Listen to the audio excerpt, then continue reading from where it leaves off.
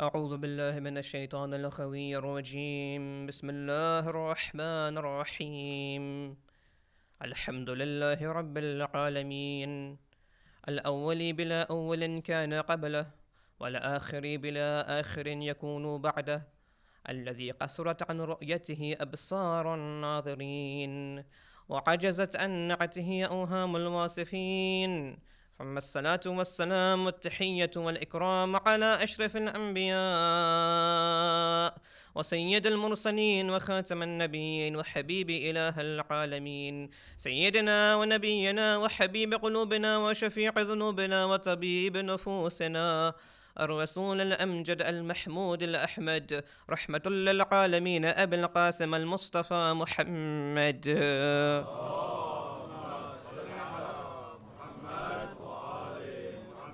وعلى تمام عدة المرسلين، وعلى أهل بيته الطيبين الطاهرين المعصومين، وأصحابه المنتجبين، لا سيما بقية الله في الأرضين وحجته على الخلائق أجمعين، سيدنا ومولانا وإمام زماننا الحجة المنتظر المهدي، عجل الله تعالى فرجه الشريف.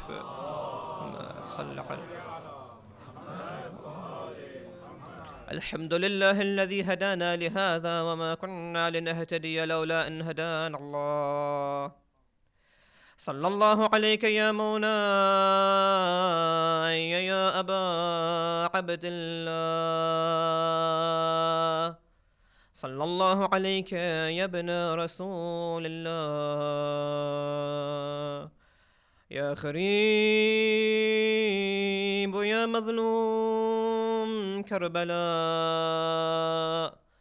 السلام على من غسله دمه وكفنه رمال كربلاء.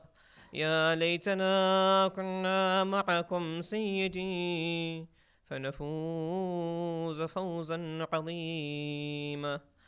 أما بعد، فقد قال الله سبحانه وتعالى في كتابه الكريم: أعوذ بالله من الشيطان الرجيم، بسم الله الرحمن الرحيم.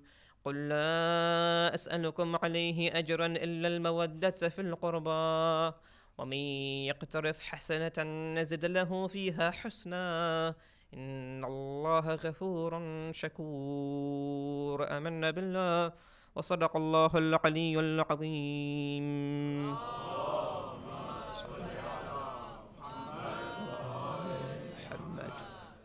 عظم الله أجورنا وأجوركم بمصابنا بأبي عبد الله الحسين، وجعلنا الله وإياكم من الطالبين بثأره بين يدي الإمام المنصور المؤيد المهدي من آل محمد.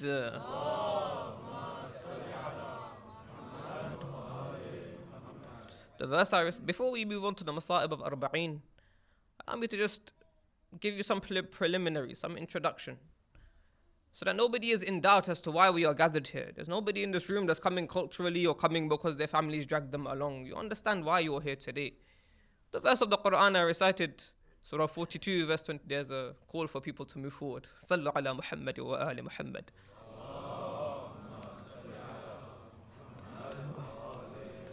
The verse I recited of the Quran, Surah 42, verse 23, the first half of this verse, everybody in here knows. قُلْ لَا أَسْأَلُكُمْ عَلَيْهِ أَجْرًا إِلَّا الْمَوَدَّةَ فِي الْقُرْبَى. Say, I do not ask from you any reward except that you show love for my pure progeny. It's a verse that was so well known that when Imam as-Sajjad was faced with a man, an elderly man from Sham, and this elderly man started to rebuke him, started to call him a rebel, the Imam reminded him of this verse, and he knew this verse. And the Imam said, we are that qurba, we are that family that Rasulullah commanded you to show love for. Something that is accepted by all schools of Muslim thought, that it is wajib to show love for the family of the Prophet. Allama Tabatabai, when he is commenting on this verse and other verses in the Quran, he says, when you look at the Quran and the Hadith, and you see the stress on showing love for the Ahlul Bayt, he says, when you see that it is said time and time again, we can tell something about the speaker. Meaning, when they stress something time and time again, it means they know something, or it means they're hinting at something. And he says, when it comes to this verse about mawaddata fil qurba, about showing love for the family, logically, if you love the Holy Prophet, you would love his family. It's logic. But he says, look, Allah finds it important to make it an injection in the Quran. And Rasulullah a number of times narrates the hadith of Thaqalain.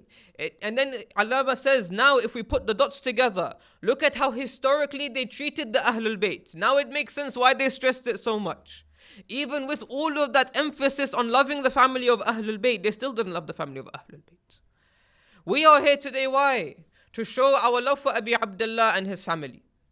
To show our love for our master. And this is something that is a human reality. Don't think it's something we do culturally. Look yesterday, David Beckham stood 12 hours to go and show respect to the Queen. Walked into the palace, put his head down and walked out in 1 minute. 12 hours he waited. Why? To show respect to the Queen. Where's the Queen and where's Sayyid al-Shuhada? Where's the Queen and where's Lady Zainab al-Kubra? Look at how all world leaders around the world have come to the UK to show their respect to this individual. We are here to show respect to the master of martyrs, to our master, Sayyid al-Shuhada. This is a human reality, which is why Allah in the Quran, He says, ذَلِكَ وَمَن يُعَظِّمْ شَعَائِرَ اللَّهِ فَإِنَّهَا مِن تَقْوَى الْقُلُوبِ. That, and those who show respect for the signs of Allah, surely they are people whose qalb, whose heart have piety. The last few days we've been speaking about the death of the spirit and how to make sure we give our spirit life.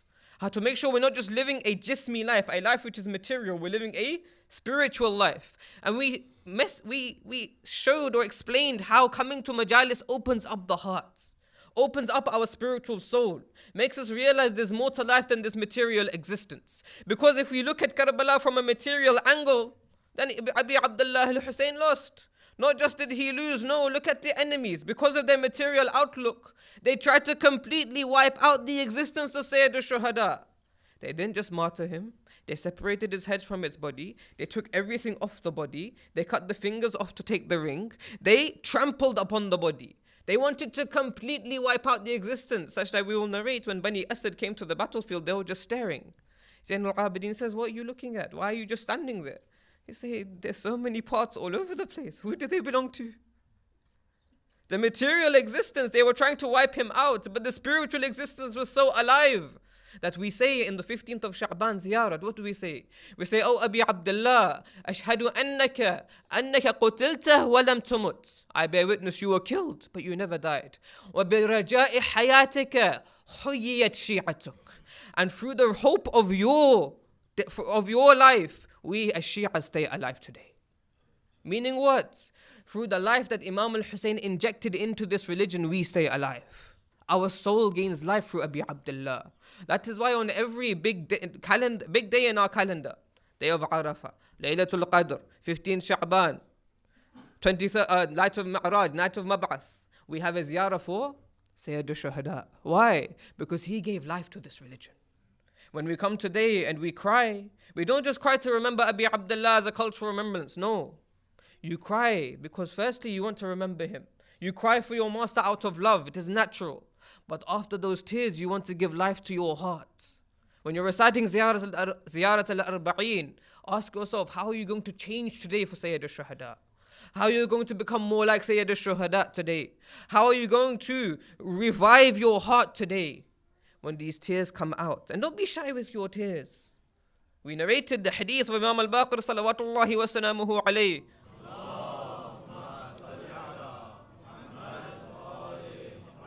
Where he says that he who cries a tear the size of a mosquito wing for Sayyid al-Shuhada, Allah builds for him a palace in Jannah.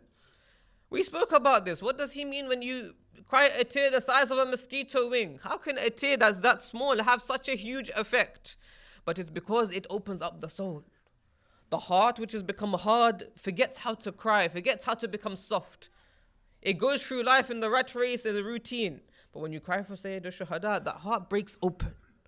Then suddenly you can accept spirituality. You can accept reality. You can start to work towards a real life. A life of spirituality in the way of Sayyid al-Shuhada. So when we come here today to cry and to mourn, it is not just a cultural mourning. It is not just a day we come in and we cry and we commemorate and we go away and we come back next year. No. Rasulullah famously says, إِنَّ لِقَتْلِ الْحُسَيْنِ حَرَارَةً فِي قُلُوبِ الْمُؤْمِنِينَ لَا تَبْرُدْ أَبَدًا. Surely for the killing of Hussein there is a fire in the heart of the believer that never subsides. Rasulullah doesn't say the fire comes once a year and goes away after 40 days. No, it never subsides. Every year you come to give more fire to this fire. Not that your fire extinguishes, the next year you come and try to relight this fire. No, this is not the believer. The fire is always there in his heart. That's how he gains life through Abi Abdullah. Yesterday we spoke about husn al-dhan and positivity. You might think, how can we link positivity to this? But truly it is through the sacrifice of Sayyid al-Shuhada we gain hope. Because despite how much they tried to wipe out his existence, to completely deform him and to defame his family, today who has won? Today we know that truth will never subside. And we know that Allah Azza wa Jal was true in the Quran where He says, وَقُلْ جَاءَ الْحَقِّ وَزَهَقَ الْبَاطِلِ. Truly truth one day will come and falsehood one day will vanish. With Abi Abdullah we gain yaqeen on this. Because today we remember Abi Abdullah in the millions. The millions go towards Karbala to remember Abi Abdullah, to make that clear that we have yaqeen that Allah's promise is true and one day truth will come. Despite how much they oppressed us, despite how much they tried to wipe out our existence. And today we remember the travels of this family. After the death of Sayyid al-Shuhada, it began from Sham and Khariba. You know, before the death of Abi Abdullah on the plains of Karbala, it is narrated that on the 9th of Muharram, Zainab al-Kubra was with her brother and her brother was reciting, Imam al-Hussein was reciting some poetry that spoke about death. The narrations say at this time Zainab al-Kubra became certain that Abi Abdullah is going to pass away.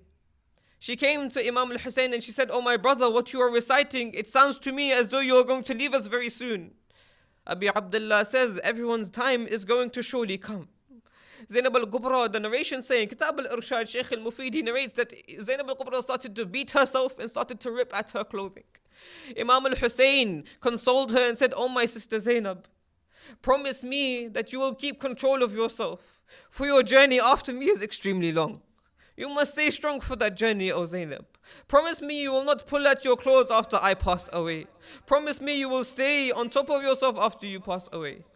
And it is also narrated that when Imam al-Hussein tried to go out on the 10th of Muharram, he said his final farewell, he got onto Dhul Jannah and he tried to go out onto the battlefield. But Dhul Jannah wouldn't move. Imam al-Hussein looks down to his horse and he says, "Oh Dhul Jannah, I know it's been a long day. I promise you one last time, let us move out." Dhul Jannah doesn't move and he moves his head as if to give Imam al-Hussein some indication. Imam al-Hussein looks down and sees his 4-year-old Sakina holding onto the legs of Dhul Jannah. Imam al-Hussein comes down and he says, "Oh Sakina, we have given our farewell." Sakina says, "Oh my father, in whose chest will I sleep after today?" She says, "Oh my father, you're going out to die. Who will look after us after you pass away?" Imam al-Hussein puts Sakina on his chest one last time. Sakina begins to cry profusely and Imam al-Hussein says, "Oh Sakina, don't weaken me with your tears, for surely your journey is still very long after me." Oh Imam al-Hussein, you're consoling Sayyida Zainab, you're consoling Sakina, but I wish you were there to see what they would go through after you passed away. It had been a matter of minutes or hours after you passed away and they would come to the tents and set them on fire. My dear Mu'mineen, if your women and children were in a house and there was fire in that house, how would you react? They went and they set fire to every tent of Sayyid al-Shuhada's camp. The women had to run out of their tents and running right to left in panic, in chaos. The narrations say at this time they would come and they would begin to whip the women. Not only are they running around out of panic, they are now being whipped. Their hijab is being snatched from their heads. The narrations say one of the daughters of Imam al-Hussein by the name of Fatima, she was slapped so hard she fell unconscious. She woke up in the laps of Kulthum and she would say, "My auntie, where are we? My auntie, where is your hijab? Why have you taken your hijab off of my auntie?" The narration says Sakina would be running around and a man would come to her and he would snatch her earrings straight from her ears. Sakina would say, "Had you asked me for them, I would have given them to you." The blood is now gushing from the ears of Sakina. There is no hijab on her head. They're all running left to right. Zainab goes into one of these tents and there is a sick Imam as-Sajjad. She says, oh my dear nephew, should we stay in the tent and protect our hijab, or do we save our lives and come out of this tent? Look at this first predicament of Imam as-Sajjad. Imam as-Sajjad says we must protect our lives. Zainab al-Kubra carries a sick Imam as-Sajjad and comes out of the tents. Imagine the start of Sham Khariba. It's so difficult for them that Sakina bint al-Hussein runs into Humayd ibn Muslim. She says, oh man, are you for us or are you against us? Humayd says, I am neither for you nor am I against you. Sakina says, can I make a request to you? She says, have you heard the verses in the Quran? فَأَمَّا الْيَتِيمَ فَلَا تَقْهَرْ. He says, yes, I've heard this verse. She says, أَنَا يَتِيمَةَ الْحُسَيْنِ. Please do not do anything harsh to me. Then she says, oh dear man, have you heard the next verse? وَأَمَّا السَّائِلَ فَلَا تَنْهَرْ. Do not turn down the request of an asker. He says, yes, I've heard this verse. She says, can you direct me towards Najaf?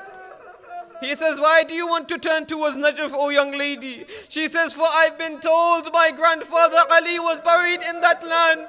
I want to complain to my grandfather about what they have done to our family. The narrations say as the night went on, they would put all of them into chains and they would chain them not in height order. They would put Imam as-Sajjad on a saddleless camel and the hump of that camel would be digging into his back. The narrations say they would start to drag them along the streets of towards Kufa. Now you imagine the hot streets, the hot ground, and they're being dragged along. Some of the children cannot keep up, so they're being dragged along the ground and some of them pass away in this state. Zainab al-Kubra, trying to protect these infants, she falls down and stands up, and she falls down trying to get them to stop so that they have to stop and allow the children to regain their strength. The narrations say they are pulled along towards the streets of Kufa. They come towards Kufa. As they come towards Kufa, they are made to wait outside the darbar of Ibn Ziyad. The family of the Prophet with no hijab on their heads are made to wait in the open. The narrations say as they enter Kufa, the people in Kufa are celebrating. Imagine, not just has your hijab been snatched off your heads, not just have you been smacked and beaten, now people are celebrating that you've been beaten. People are watching you as you're dragged along the streets. Then they wait outside the darbar of Ibn Ziyad. They go inside, but the guards are told, watch over them, and if any of them cry, make sure you smack them straight away. They should not be allowed to cry. Imagine these young infants, as soon as they cry, they would be smacked.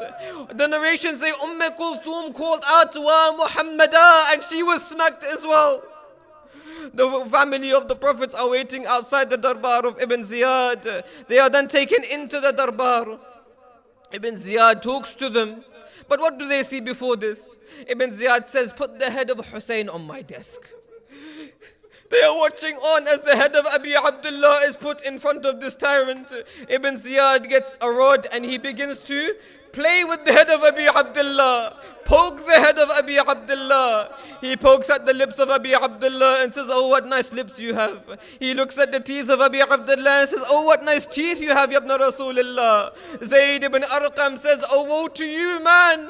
These were the same lips that Rasulullah used to kiss, and today you are beating at this head. Woe be unto you.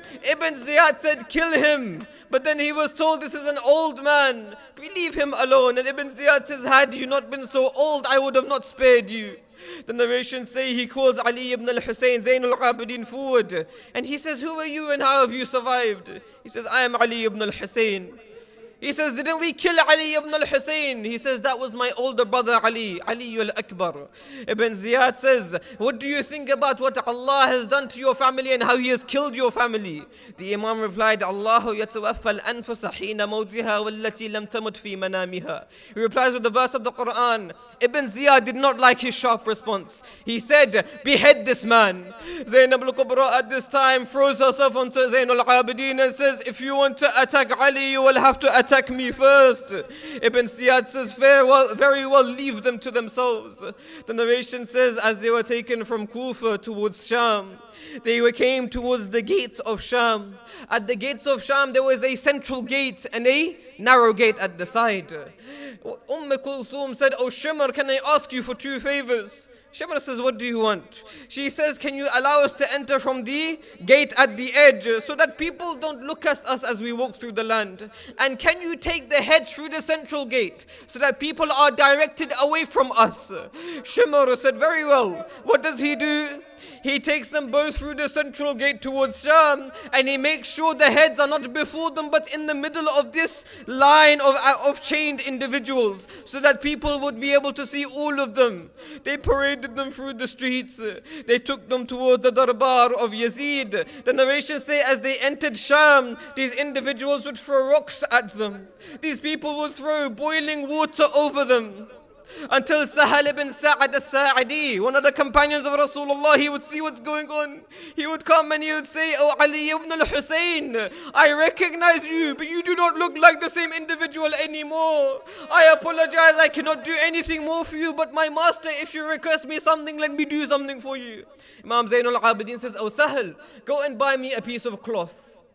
Sahal goes, he buys a piece of cloth, he comes back, he gives it to Imam al-Sajjad. He thinks maybe Imam al-Sajjad is feeling the effects. So he wants to put it on top of him. He sees Imam al-Sajjad breaks off pieces of cloth and he puts it in between the chain on his neck and his neck. Sahal says, "What are you doing, oh my master?" He says, "Since we left Karbala, this chain is digging into my neck and I can no longer bear the pain. So I wanted to put something in between so that the chain does not burn my neck." The narrations say when they were in the prisons, do you know how they communicated with them? The La'een tyrants, they would put a message on the rock and they would throw the rock at them to communicate with them in the prisons. Imagine how they treated the family of the Prophet. Then they come towards the darbar of Yazid. They enter the darbar of Yazid, no hijabs on their head, all of them barren. And Yazid again begins to play with the head of Abi Abdullah. He begins to poke at the head of Abi Abdullah. He begins to eat next to the head of Abi Abdullah. He begins to drink alcohol next to the head of Abi Abdullah. He begins to play chess next to the head of Abi Abdullah. They say, "Do you have no shame? Do you not know which family this comes from?" The narrations say Yazid would actually put the head of Abi Abdullah on the door of his palace in order to show people his power. And the narrations say the Christians, they used to come and they used to see this head and they used to say, "Whose shining head is this on your palace?" When Yazid used to tell them who this is, the Christians used to say to him, "Woe be unto you. If we had any remnant of our Prophet, we would honor it. Yet you are parading the head of the grandson of your Prophet. Woe be unto you." Because of this, eventually Yazid would have to let them go from Sham. At this time, this family, they were extremely famished.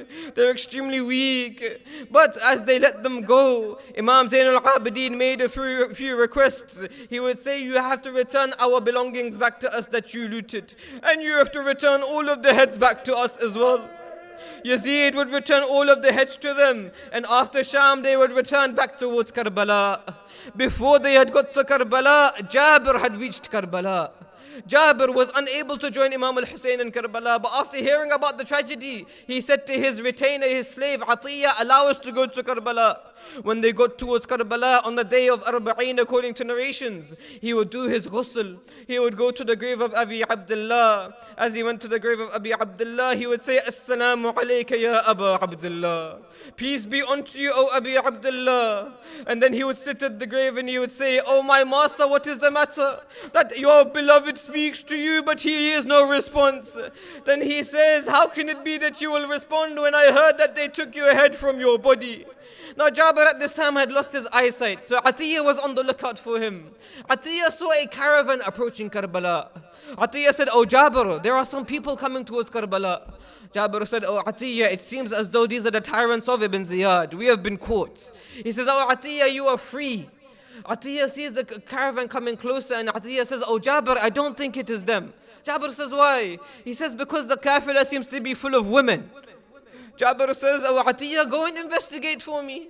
Atiyya goes and he sees this is a family of women and this is the household of Rasulullah, but there is an elderly man there. Atiyya comes and he says, "Oh Jabir, this is the family of Rasulullah, and they are accompanied by one elderly man whose back is bent and who's wearing a shirt that looks red in color."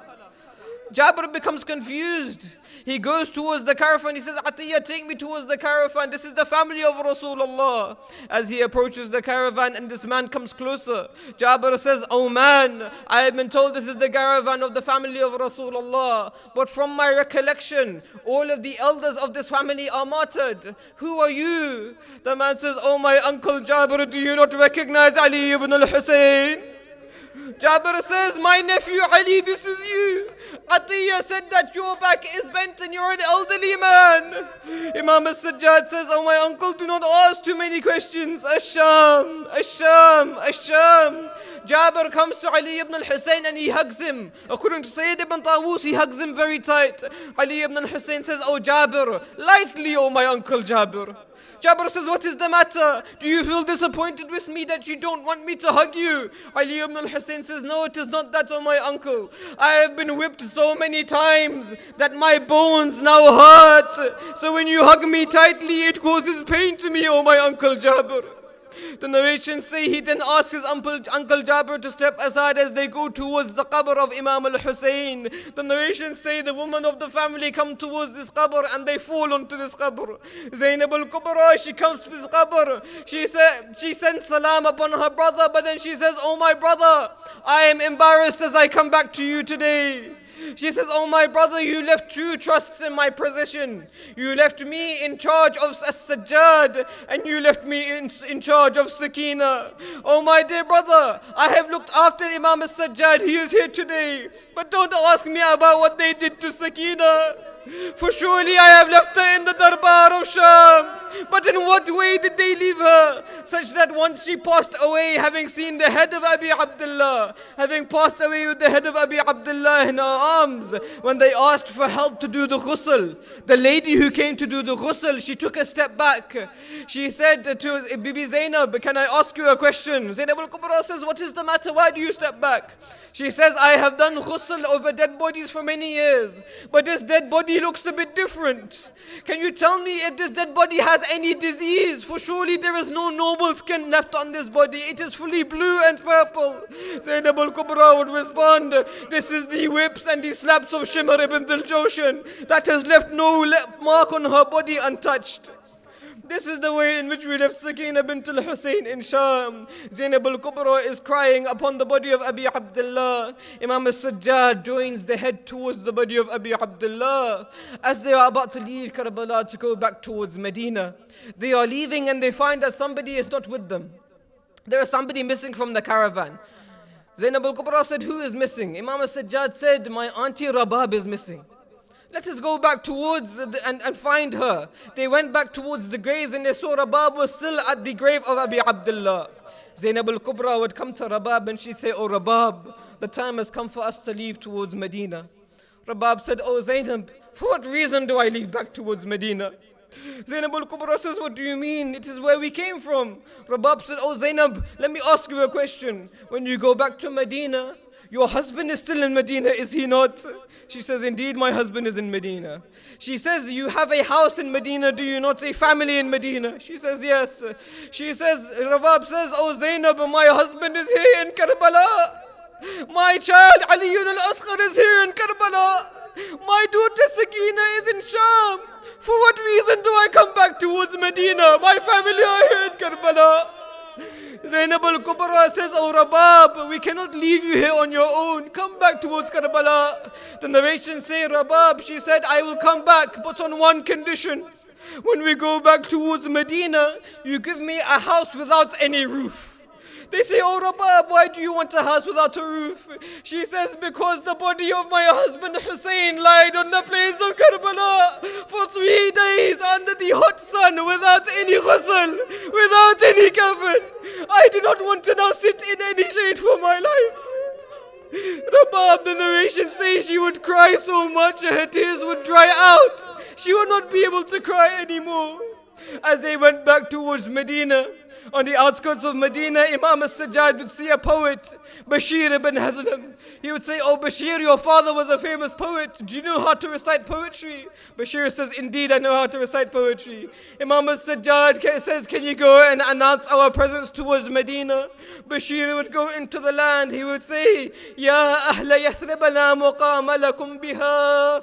Qad qutila al-Husayn fadmu'i midraru. Al-jismu minhu bi Karbala mudarrajan. Wal-ra'su minhu ala al-qanati yutaru." He says, "O people of Yathrib, there is no place left for you here anymore.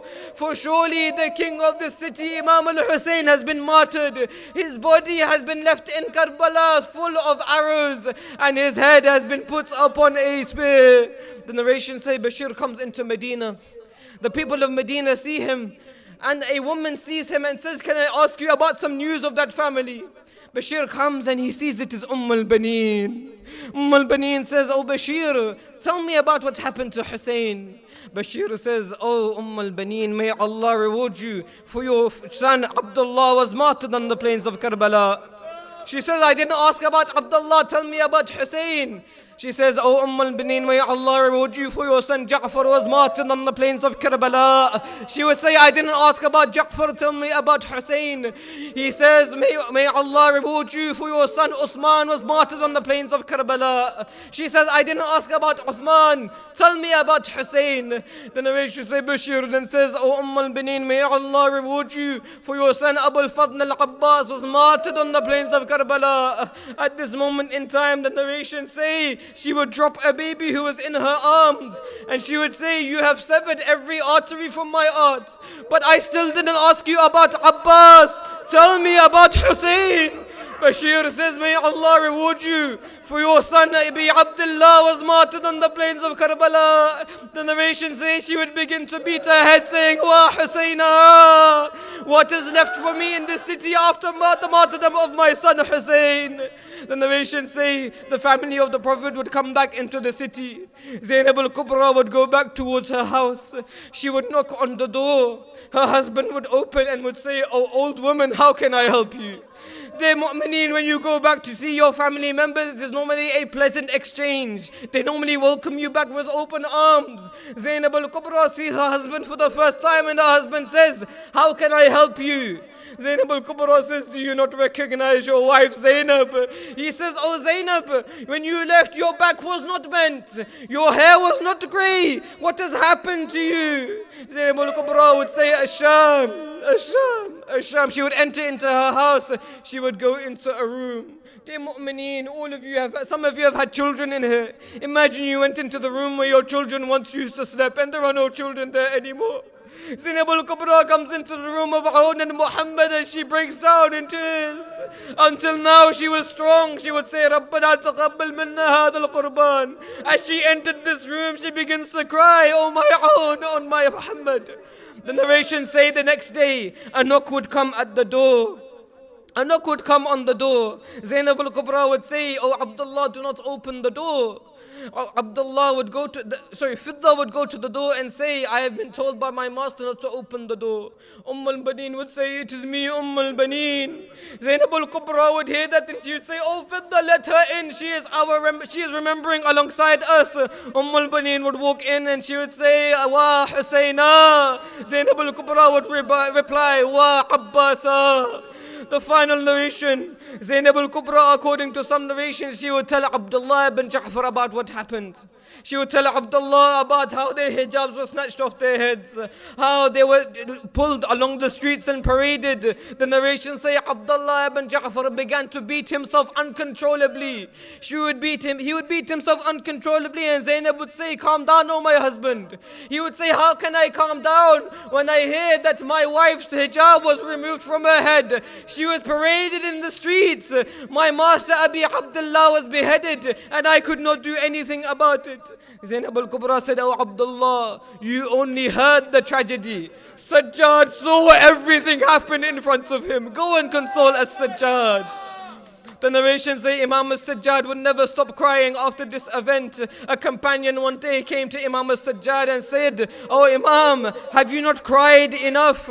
Have you not cried enough?" Imam al-Sajjad said, "Woe be to you. Yaqub had lost Yusuf and he knew he was alive, yet he cried until he was blind. I saw 19 of my family members butchered in front of my eyes, and you ask me why I cry." And one day Abi Hamza al-Thumali would come and say, "Oh my master Sajjad, have you not cried enough? Are you not the one who tells us that your karama from Allah is shahada? الموت لنا عادة وكرامتنا من الله الشهادة. Death is normal for us and martyrdom is an honor for us."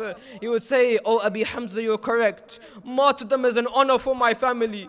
But is it also an honor for my family that I should see my aunties and my sisters without their hijabs on their head paraded across the streets for strange men to stare at them, throw rocks upon them, according to some narrations throw hot water at them?" ألا لعنة الله على القوم الظالمين وسيعلم الذين ظلموا آل محمد أي منقلب ينقلبون إنا لله وإنا إليه راجعون. مات حسين يا حسين.